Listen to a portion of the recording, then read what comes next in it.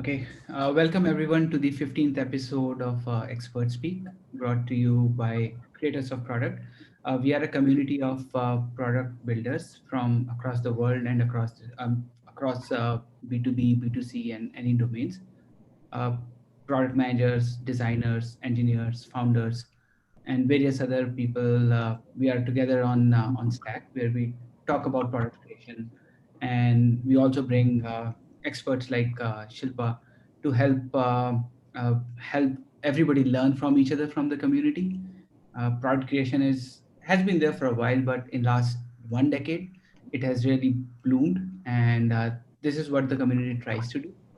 And please welcome Shilpa Vir today, a seasoned product management leader and an entrepreneur, currently serving as a senior product manager at Google. She has founded a couple of startups and has almost 2 decades of experience leading product, engineering, and operation teams at uh, great product companies like Microsoft, eBay, HP, and Yahoo. Not just this, she's also an active diversity and inclusion leader, which is extremely important in times like today. She's a five-time speaker at the Grace Hopper Celebration Conference, and there are many more accolades that I could keep going on, but it'll take a large chunk of the 1 hour that we have. So, without wasting any more time, I will hand it over to Shilpa. Thank you very much, Shilpa, for taking out time to do this with us. Over to you. Thank you. It is my absolute pleasure to be here. And I always love making connections, but making connections with the product management community is especially meaningful because not only I make a lot of friends, but I also get to learn from them as well. There are a lot of brilliant people out there. So I'm really happy to be here. Awesome. Should we get started? Yes, let's All let's right. So the topic today is how to future proof your career. What are the 8 mega trends in product management? The reason I chose this topic over anything else is product management is a relatively new field and it is still evolving. And I always am on the lookout for the next trend until it actually matures. It is going to go through rapid changes, and I'm trying to figure out for myself. This is how I started. I wanted to find out for myself what were the big trends that were going to shape up the future, so I can be ready for it. And I'm happy to share some trends that I personally think are going to shape up how you and I and all the other product managers work. And without further ado, I'm going to go over those trends. It's not by any means going to be super deep and a deep dive in those. But what I'm trying to achieve here is give you a brief introduction of what the particular trend is, give you a couple examples, and then also talk about what I think product managers need to do to either benefit from that trend or to prepare for that. So the first trend that before we get started, um, I've already been introduced.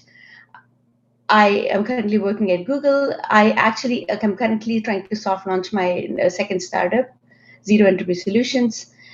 Other than that, I'm also a job interview and career progression coach, and I have coached several candidates help them reach their dream job in companies like Yahoo and Facebook. Oh, not, sorry, as in Facebook and Google. I am also a lead on Women in Product in South Bay chapter, and I also write articles on Medium. And this year will be my 6th time attending and speaking at Grace Hopper Conference. So let's get into it. What is a megatrend? A megatrend is a major movement, pattern, or trend emerging in the macro environment. It is an emerging force likely to have a significant impact in the foreseeable future. The number one trend that I think product managers will be impacted with is consumerization of IT and enterprise tech. Now, what does that mean? Well, corporations adopting consumer-like solutions for business use and often purchasing through consumer channels. Well, what does that mean?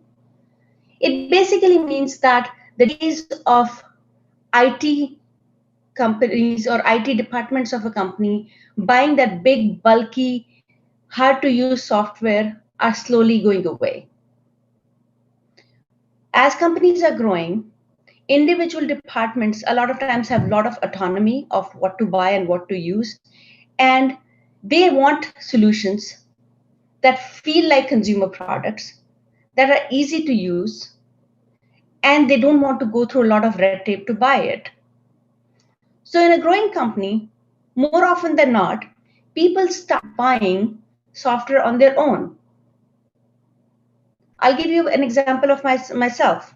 When I was working in eBay, I needed to do some quick prototyping. I checked the available IT solutions, didn't like anything that I wanted, asked my manager for permission, and then went and bought Sketch myself. Sketch was not one of the approved softwares. But later on, I found out that plenty of other product managers and designers had already bought Sketch on their own as well. Now, this is just example of one software. But imagine half of the product managers, half of the people in the company needing to share big files, and the current IT department cannot support that, and they all go and buy a Dropbox solution. At one point, it will become a security issue because the company information is being stored on Dropbox servers, and the IT will have to either block it or buy it. But if they block it, a lot of productivity goes down. People cannot work with each other. And in the end, it is more likely that IT will just go ahead and buy that solution. In fact, this is exactly one of the reasons why Dropbox has been so successful in getting an entry in the enterprise tech.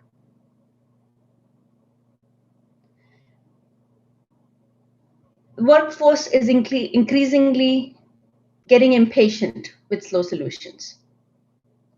And consumerization of enterprise tech appeals to the millennials that are for instant gratification. I don't want to wait for several weeks for a purchase order to go through, a new solution to come in, be deployed, tested before I can use it. If my manager is okay, I want to go ahead and just go get the subscription of that particular product and just use it. And so a lot of other softwares are also trying to gain entry into the enterprise space accordingly. Zoom, Slack, these are all examples of how companies had to buy those products because their individual users were trying to use that outside the IT department approval or even sometimes knowledge. So what does it mean for product manager? Okay. If you are a product manager who works on enterprise software, well, know that if you don't build products that are easy to use and are as delightful as a consumer product, your users are not going to wait around and just work with your product. They will probably just go and buy something else.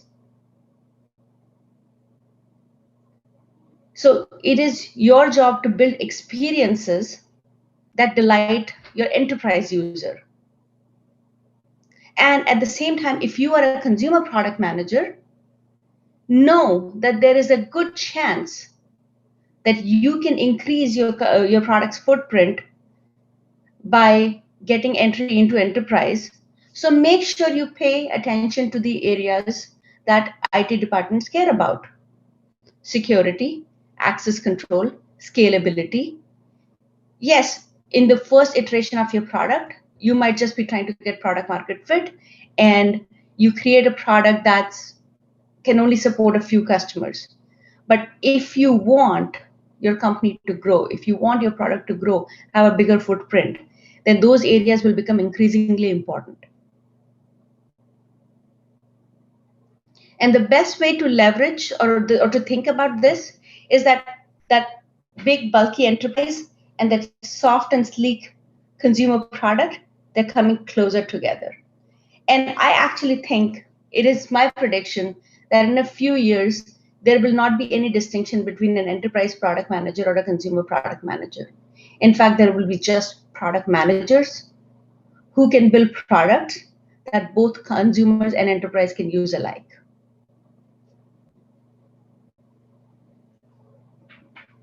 Now, let's talk about e-commerce to m-commerce. I'm sure you all know what e-commerce means.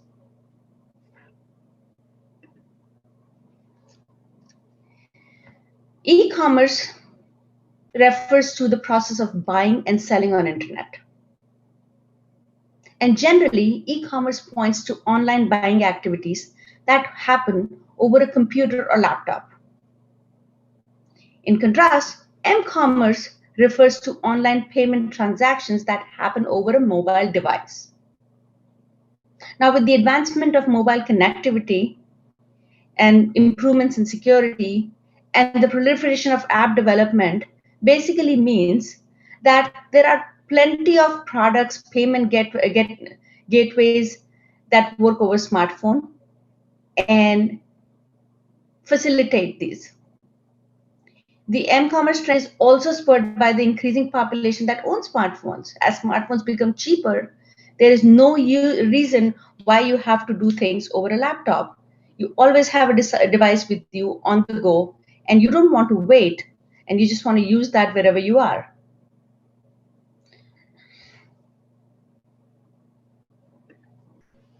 The key pillars of m-commerce are mobility. That means the user should be able to use your product and perform the action that they're trying to perform anywhere, which also basically means that you have to be able to work with a small form factor over a connection that could possibly be bad or good sometimes. And because the smartphones don't really have huge amounts of memory, you should design softwares that can work with such small memories. You also need, second, push notifications. You need to design experiences that leverage the power of push notifications. As a product manager, you want that first time window shopper that comes to check out your product to buy that product or to convert. Sometimes that conversion means buying an actual product. Sometimes it means just downloading the app. Sometimes it means just creating that freemium account. But basically, you want that first time user to convert. But then from that conversion, you want them to generate repeat conversions and ultimately become loyal brand advocates for your product. And push notifications play a huge role in keeping them re-engaged and not letting them lapse. Geolocation. This is something unique about m-commerce. When you are on your laptop trying to buy a product, all the server can figure out is your IP address and try to guess where you might be. But with your mobile phone, if you're on the go, this geolocation awareness can power a lot of good experiences. Imagine imagine that you're standing in a mall and near a shop thinking of whether or not to go in and buy something, and comes a push notifications from that retailer that gives you a coupon to get in. Now, you might just get in simply to check out if you can use that coupon or not. And similarly, if you go from one geolocation or one particular location as you're driving, let's say you live in Delhi and you're driving and now you reach, for the lack of better thing, Agra. You reach Agra. And just imagine if there is a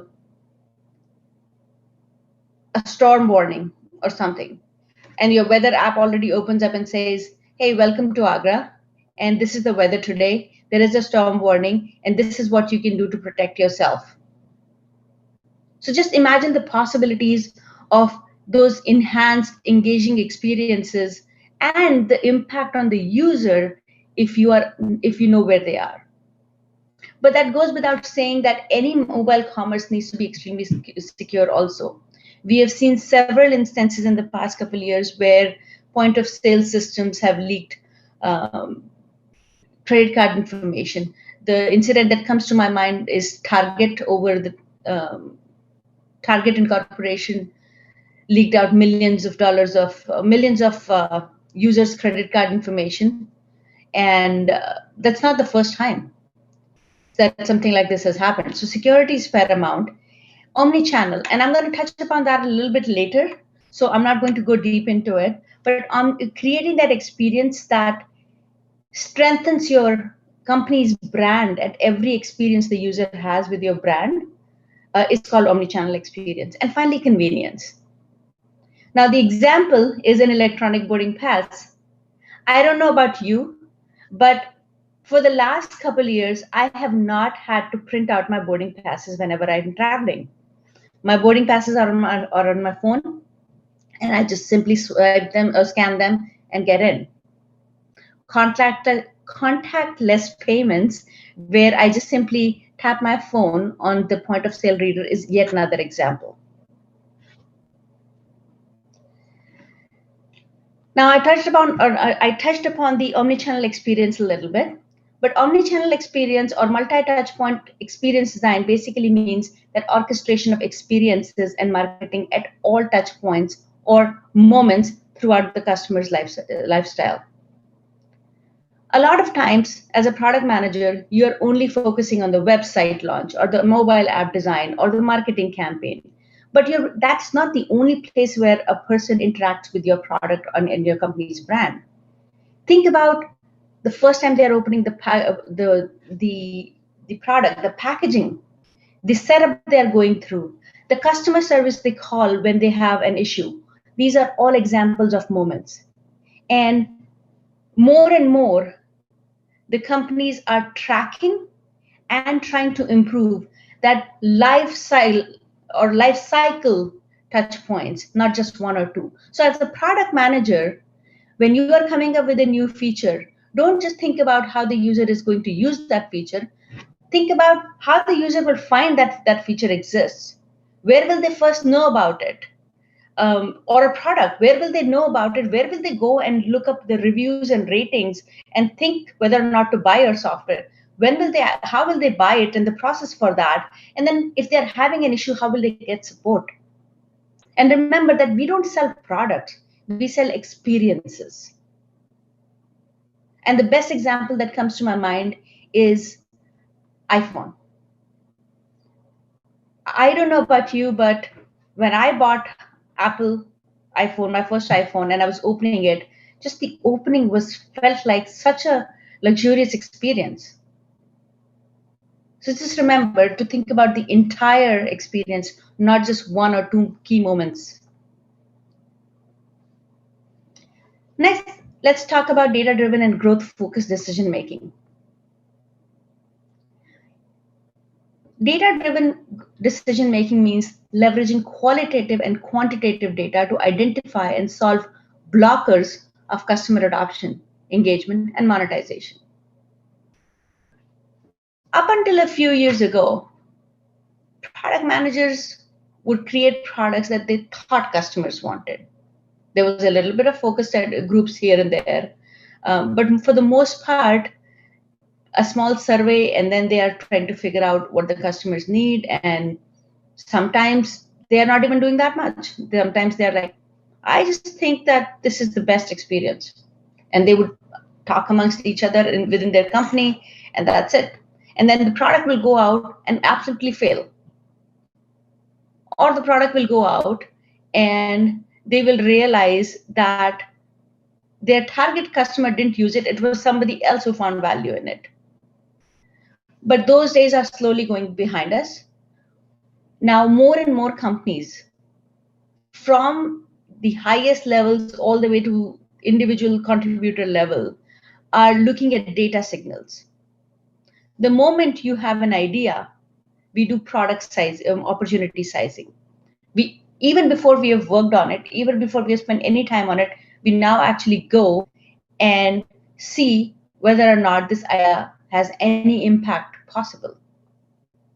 And the way we do that is sometimes we look at sales teams data, we look at customer service team data, we look at our online usage metrics to figure out, if I were to change this experience, just how many people or how many customers are going to get impacted.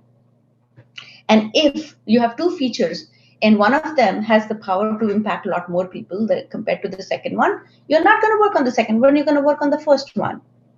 And then before you launch, you probably want to do some user research. Again, it could be done through surveys, it could be done through focus group studies, it could be done through unmoderated studies, but you want to do some sort of usability testing. And that's data. Data is not always just numbers. Data is just basically feedback or data points, or the facts that you can use to be confident that this product will hit the mark. And once you're ready to launch, A/B tests, and again, more research around whether the customers are finding it useful or not. The proliferation of A/B tests is one of the major movements in the last couple of years, and it's just going to grow on and on. And the big difference that I'm seeing is that earlier A/B tests were only done when something big was being introduced, but now even for small things like changing a button or changing some text, companies are doing A/B tests all the time. There are products like Optimizely, Google Optimize, and many others that you can use to experiment. And so as a product manager, if you are not data driven, you are going to find yourself at a disadvantage. And so get familiar and get comfortable with sourcing and analyzing data, and familiarize yourself with the A/B testing tools and as well as the usability testing tools, and leverage them as much as you can. Now, remote product management. Of course, we are in COVID times right now, and nobody is expecting you to be in office right now. I mean, I'm at Google right now, and we're going to be working from home until mid of next year at least. But there are many companies who have actually already announced that they're permanently going to allow work from home. Facebook, Twitter, Square, Coinbase are just some big name examples who have gone that route. But even before this happened, even before the whole COVID thing happened, the trends in remote work growth basically indicate that people don't want to be chained to a desk. They want flexibility. They want to be able to have a great work-life balance. And more people are going to opt for remote work. Now, as a product manager, it makes your job a little bit harder because you need to have some skills to make sure you can still deliver the product very effectively with the team you have. So as a product manager, invest in your communication skills, invest in your documentation skills, your time management, and finally, patience.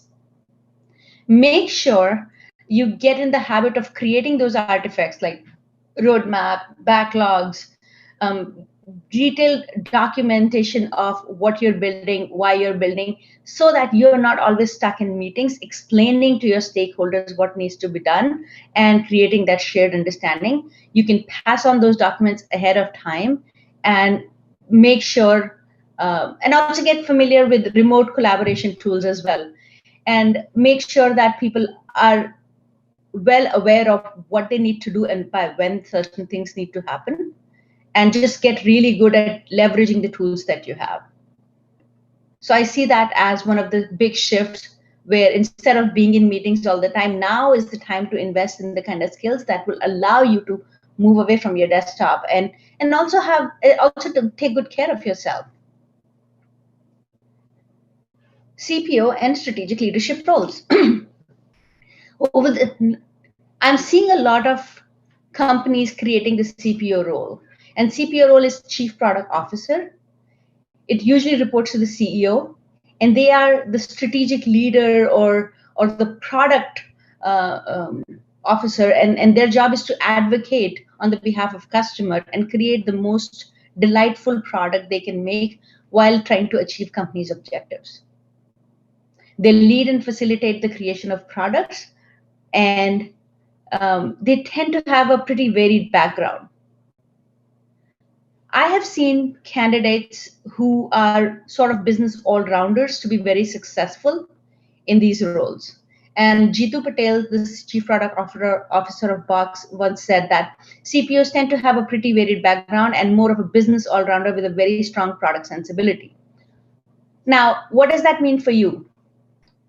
Well, number one, it means that there is upward progression available in your role and that your job ladder doesn't stop at one point. There's plenty of path to go to the C-suite. It also means that if you do want to rise up to be a company leader, you need to have a good holistic understanding of the business. It basically all means that you have to be able to hire and lead exceptional teams. It means you have to have a strong product instinct. You need to have a track record of taking successful products from idea to launch to scale, and plenty of examples around there. You need to be able to communicate complex technical issues in a simple manner and convincingly to a wide range of audiences. And you need to be able to write, defend, and execute on your business cases and ideas. These are some of the qualities that make somebody successful in such a role. And if you start demonstrating these now in your work, you have a higher chance of making that upward trajectory faster.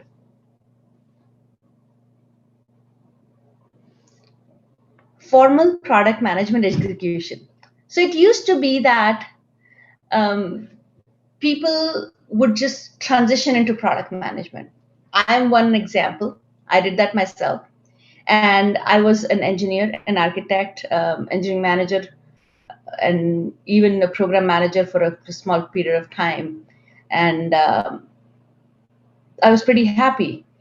But then I went and interviewed with Microsoft and I got this product management offer. And I figured, that's probably the next best step. The fun side story, I actually went for an engineering interview, ended up getting a product offer. So it wasn't like I planned for it. But once I got it, it just felt like the next best step because I was already an architect, I was already designing systems, and now I was just designing systems along with the business aspect in mind. So it used to be that either designers will become product managers, business and strategy folks will come in from consulting background and become product managers, and tech people will become product managers. And that still happens for a large part today. But now I'm seeing an emergence in formal education programs that help people prepare how to get into product management. And as I'm seeing recent college grads, even students directly come into product management space. It used to be that you had to have a few years of experience before you got in. So there are simple courses like General Assembly, Product School are some examples. There are some certificate courses. Again, examples include Cornell University, UC Berkeley. And now I'm also seeing the masters in product management. This is actually relatively new. Carnegie Mellon University in US, the Tepper School of Business, just started, I think this year, they started the MS in product management. The university, and I tried to get some worldwide examples. These are the 4 top MS in product management programs I could find, which is Carnegie Mellon, University of Liverpool, that's in UK, Monash University, and Poznan University in Poland. And now getting into product management is not an afterthought. People are actually getting interested in this space and working to get in right from the get-go. So these education programs could be a great way for you to learn what this space is about and get in. And finally, the proliferation of product management tools. These are basically specialized tools for road mapping, customer engagement, and all. I remember up until a few years ago, my choices of creating and maintaining roadmap and the stories were Office, so your Excel, your Word. It's been a while I've used Microsoft products, so Word, slides and PowerPoint, and now G Suite. I use that quite heavily also still, and Jira. Jira actually started as a bug tracking system, and I've seen that evolve from just a bug tracking system to now a pretty decent tool when it comes to managing stories and backlogs. But then there are so many other products, and I couldn't even list all of them. There's Trello, Product Plan, Sketch, Tableau for dashboarding, Balsamiq and Sketch for your prototyping, Optimizely for your A/B testing, Google Analytics for knowing what's happening with your product, Asana, Meter product, but the list goes on and on. And and it's going to make your life easier if you find the right products. Because I remember the time when I had to manage product plans and roadmaps as in I had to create certain things in Excel, color code the thing, fill the color, put all those things, make sure they line up visually correctly.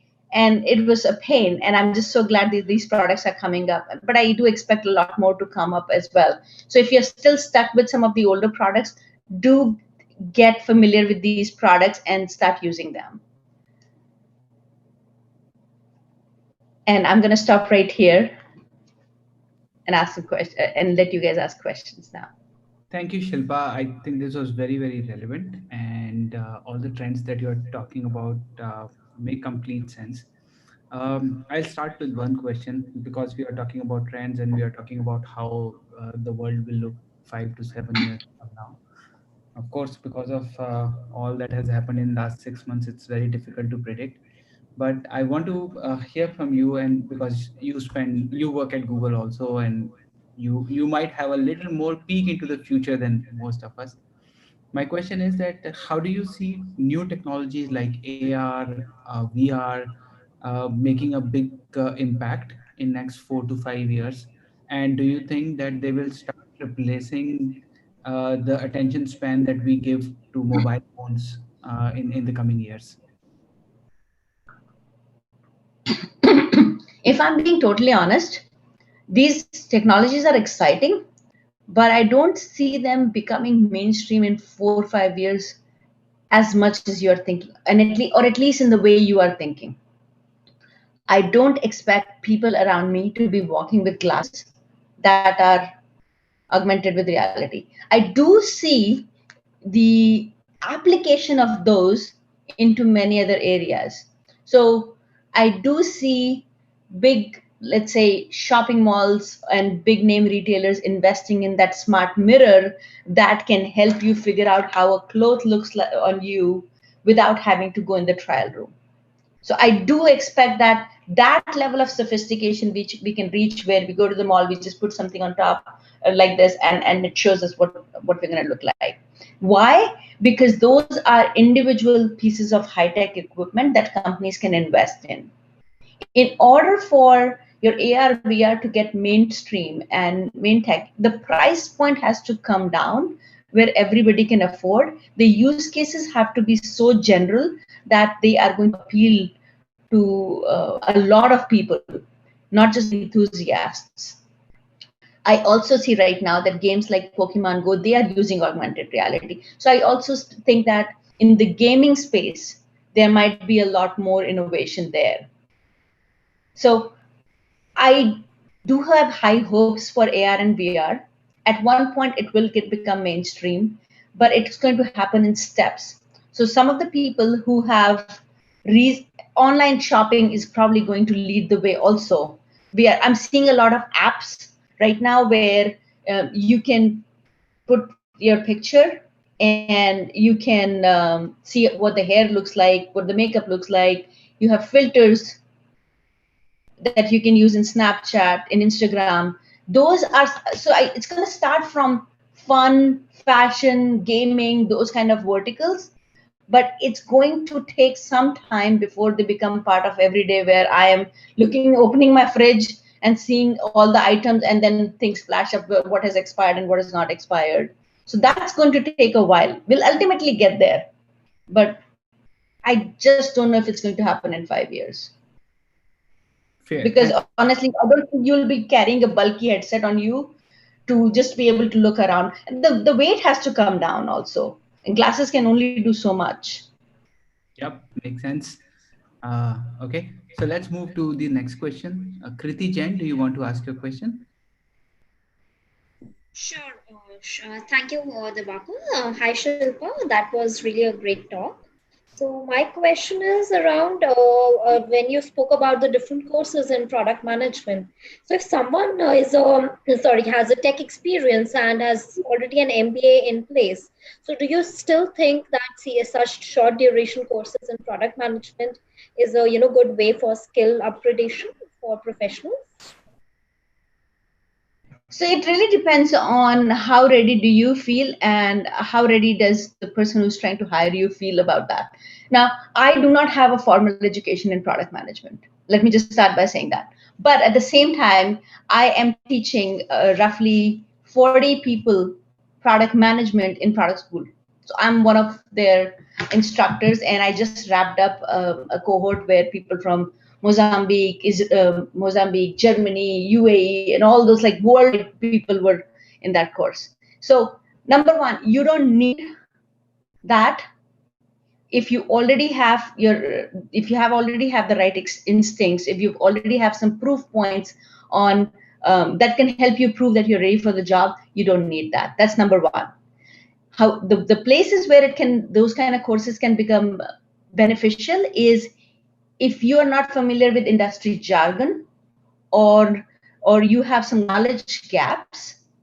These could be a good way to fill those gaps and learn what's the most recent thinking in product management. But don't do that to get a job. So I get this question all the time, like, hey, is product school really useful or not? And I say, if you want to learn, it is useful. If you want to just get a job, then it's not useful, because just going through, let's say, Berkeley course is actually just 1 week. Do you really think somebody can become a product manager by reading about a topic for 1 week? No, I think they'll become product manager by actually doing things. And so go and do those things if you want to learn and fill your gaps in your knowledge, but don't go there thinking that that's going to get you the job. Understood. Thank you. Fair point. Yeah. Anuj Goenka.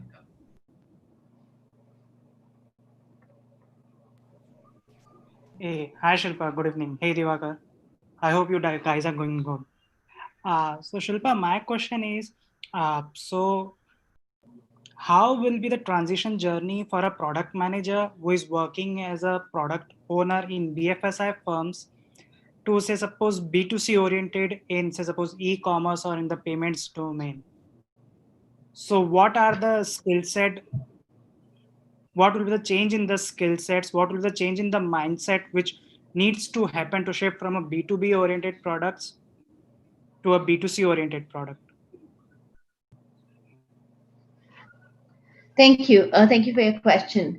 The way I think about from B2B to B2C is, in B2B, the big difference is that you have a stronger access to your users. You can go talk to them. But a lot of times the innovation is also being driven by the sales team or by the customer demands, because you're trying to get that adoption. In consumer space, you are responsible for figuring out what your customer wants, because it's slightly harder to get access to those customers at scale, and the one or two people that you would talk to, you might actually get that sample bias. So it's a little harder to figure out what the customer wants or will respond to, and you will need to experiment quite a bit to get there. And you have to design and consumers are, for the lack of a better word, very fickle and not loyal. If they don't like your product, they're not going to just stick around waiting for you to get better. They're just going to move on fast. So the speed at which you have to keep up and experiment and deliver improvements is much faster than enterprise space, where the the life cycle tends to be a little bit slower, and the rollouts are much more coordinated, large scale, and in general things are, in terms of release at least, are slower. So when you are trying to move from a B2B environment to B2C environment, number one, get used to working without your customer in the room and figuring out what they want by leveraging data.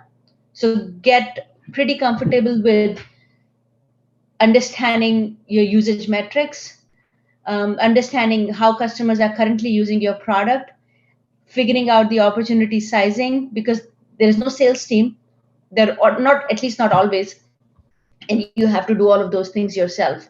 So get used to that, and then after that, work get used to doing comparative landscape analysis also. Yes, in enterprise space also you have to do that, of course you have to do that over there also, but there I would say that you still have some flexibility. You can still create something for your biggest customer. Normally, there, your biggest customer or the newest customer will drive a lot of the requirements. Here, you're going to have to keep up about all the new products that are coming in that are taking away market share from your company. You have to keep up with the competitors and see what new things are they launching and differentiators. So you sometimes have to jump in and create those things just to achieve parity, and sometimes you have to figure out what is your unique differentiation. So keeping an eye on the competitors is also going to be super important there. And finally, just getting very, very comfortable with A/B experimentation and and rapid iteration and rapid release cycles would be super important. And there is going to be, and the strengths that you bring in. Now, you have to develop all of these things, but then you also should leverage the strengths that you already bring in. And most of the enterprise products, they are pretty good with security, access control, and scale. So make sure you bring those strengths in, and that way you can learn while leveraging these strengths. So this will give you a little bit of a runway to kind of ramp up and learn and fill the knowledge gaps that you have right now, right? So come in with some strengths and then leverage them, and that will give you some flexibility or some breathing room. And just reach out to as many consumer product managers that you know, discuss your ideas, get feedback, get some mentor if possible, to learn more about that space. Thanks for that answer, Shilpa. Very detailed. Pritesh George, your question, please. Hi, Shilpa. I was wondering if you had any insights into the role of a product manager in a news media organization.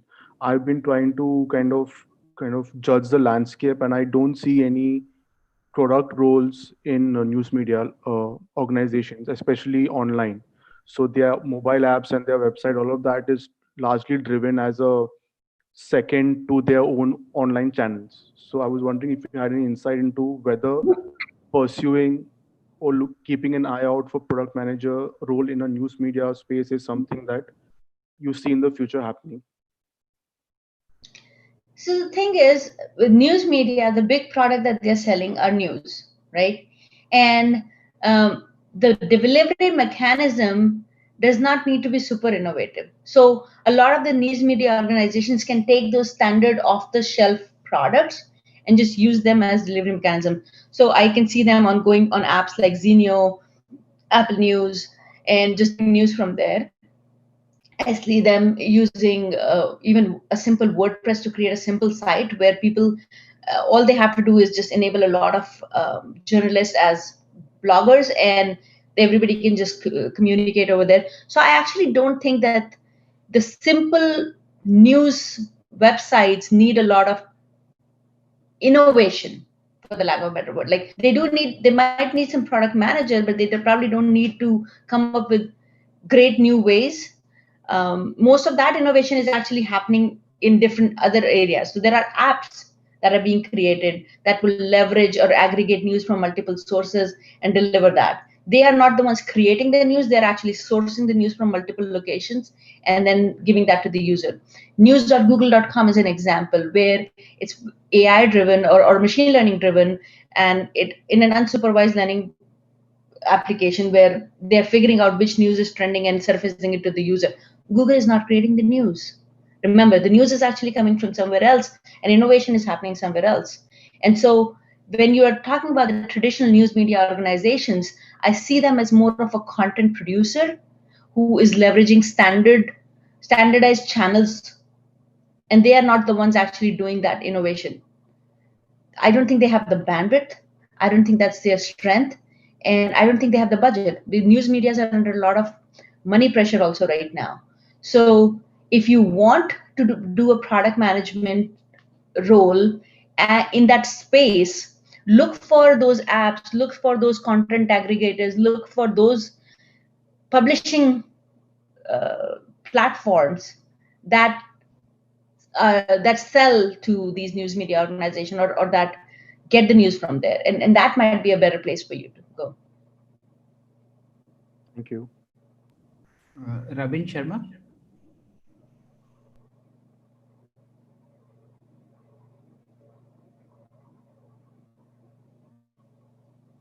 So his question is that how does a startup founder fit into the product manager role, even if it's a failed product? What do you mean it's a field product? So like, you're a startup founder and you want to go get a product management job? That's the question. Rabin, you if you want to ask, but that's what the question looked like. All right.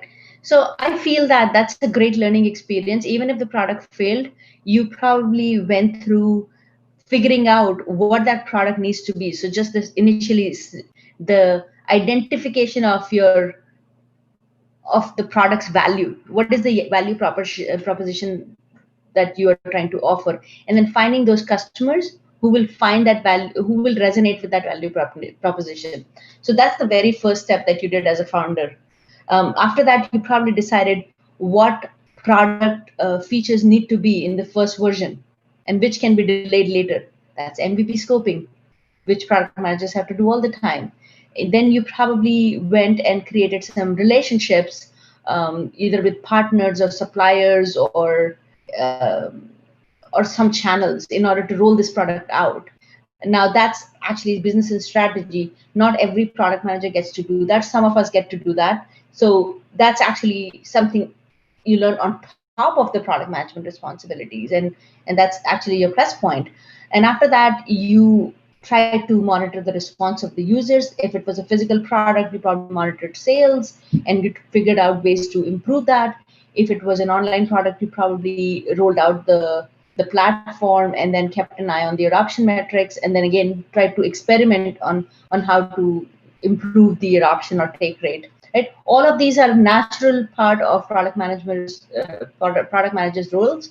And even when things don't work out, there's a lot of learning that happens there. In fact, probably more than a successful product, because in successful product you probably got lucky, but in a failed product you probably tried to make it work. You probably at least thought about the different things that are probably going wrong, and you probably learned a lot through that.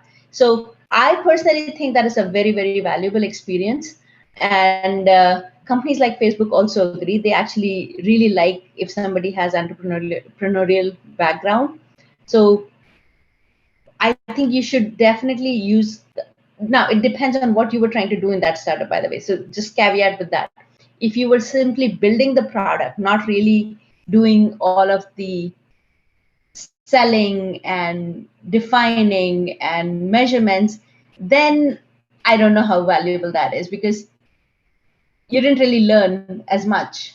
But if you were the one doing all of those things that a product manager does, then it's absolutely a valid work experience that you should leverage.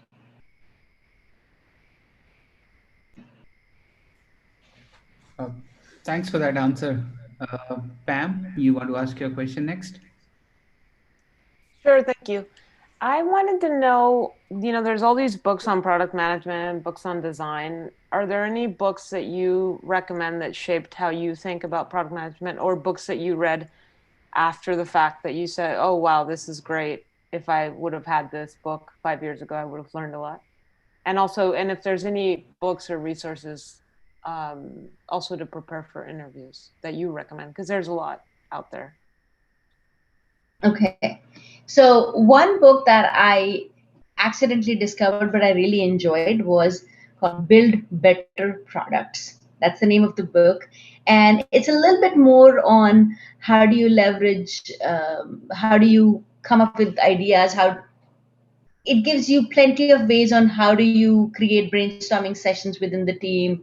How do you try to refine from multiple set of diverse ideas? How do you define the common themes? Like, it gave me some really, really practical tools that I saw plenty of my UXR user researchers using in my companies. I didn't know all the techniques, but once I read that book, I had a greater understanding of, okay, this is how you figure out what your company's brand might be, or how do I lead a brainstorming session and come up with ideas for the roadmap and then turn that into roadmap and things. It's been a while since I read it, but I do remember really, really enjoying that to the point where I actually recommended it to my husband. He loved it, and then he actually bought copies and gave it to the people who reported up to him as well. So I remember that book was really enjoyable. Other than that, I read a bunch of different data sources, like a lot of blogs that I read. Mind the Product is a good one.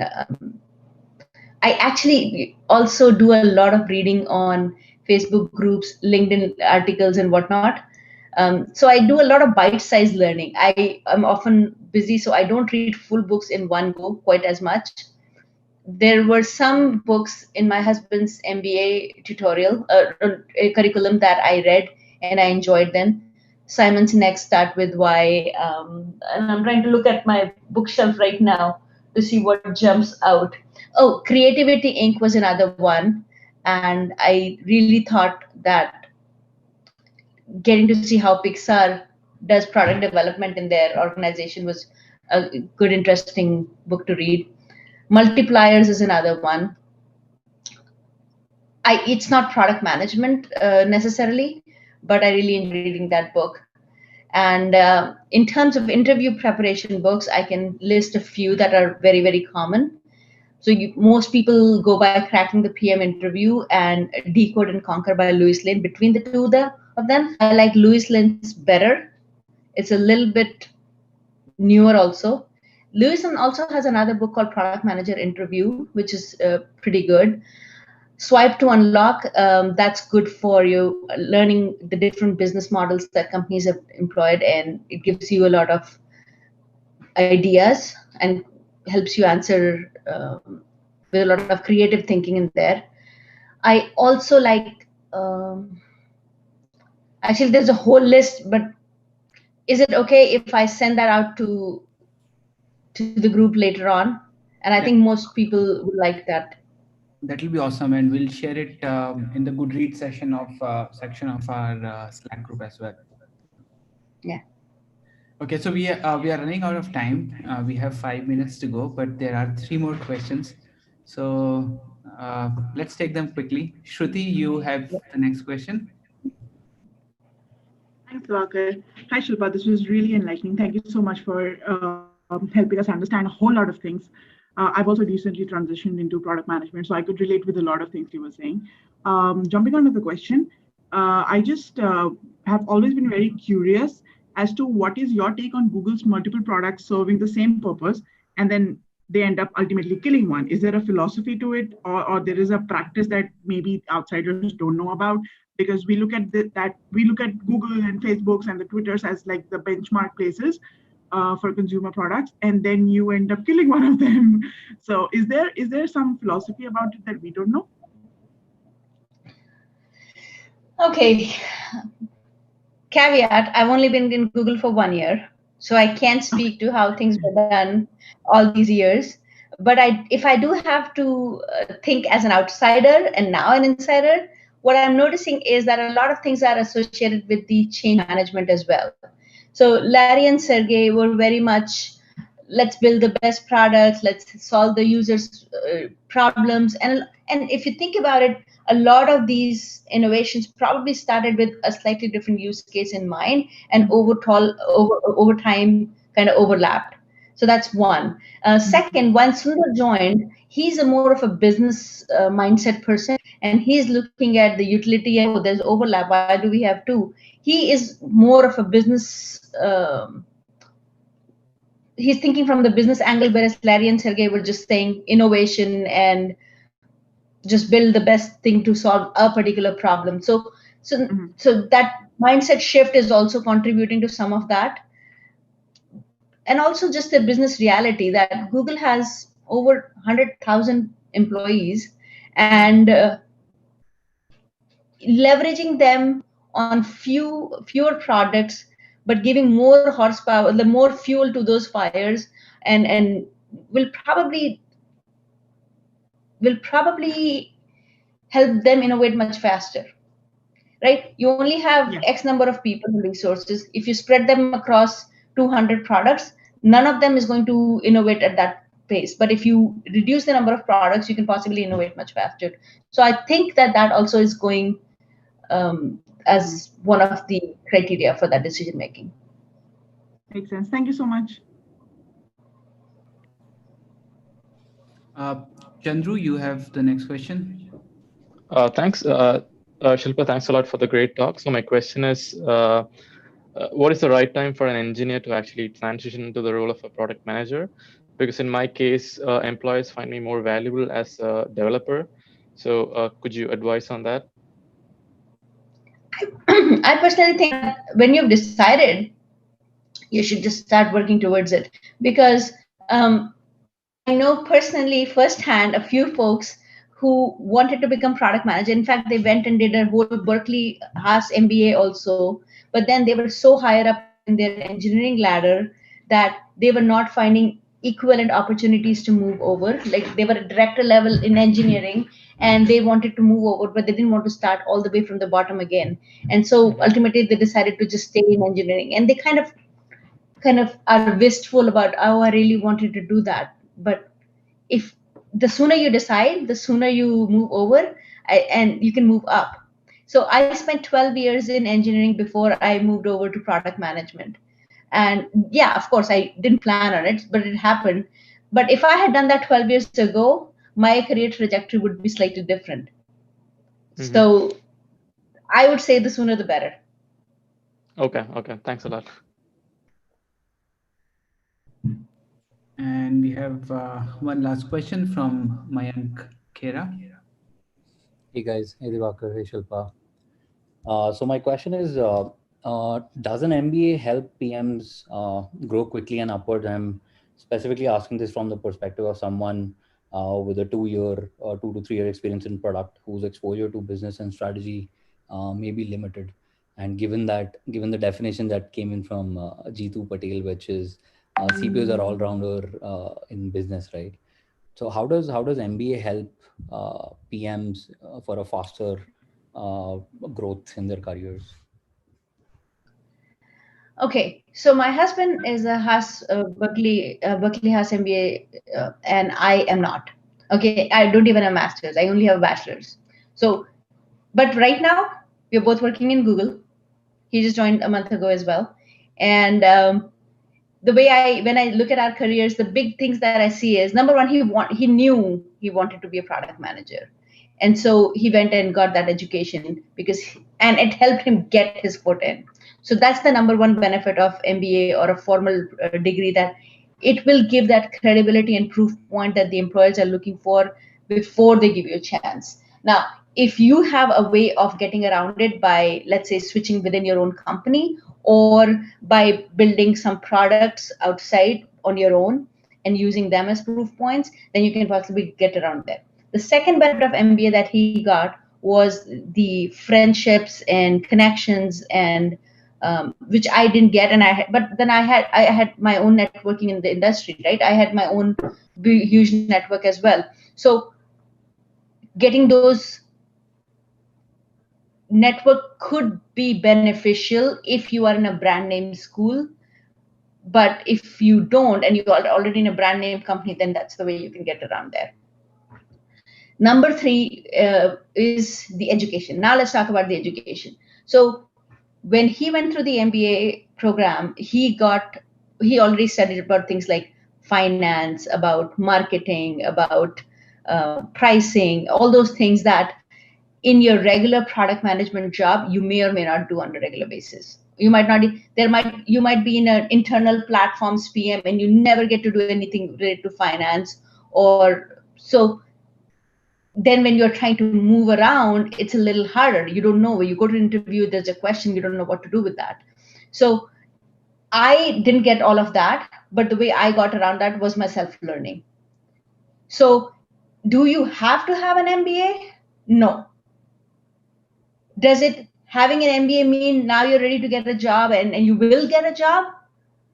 Not necessarily. So I would say if you already have 2 years of product management experience, and MBAs are not cheap, by the way, they're not cheap at all, and it requires significant money and time commitment. If you already have that, and if you are the kind of person who's driven and motivated to self-learn, you don't need it. If you're not, this might be a good forcing function for you to learn. Got it. Thank you so much. So this brings us to the end of this session. This has been a very useful and very clear session, Shilpa. Thanks a lot, everyone. Can I have everyone on unmute, and can we have a big round of applause for Shilpa? This is the max we can do in this web session. So can we please have a round of applause for her?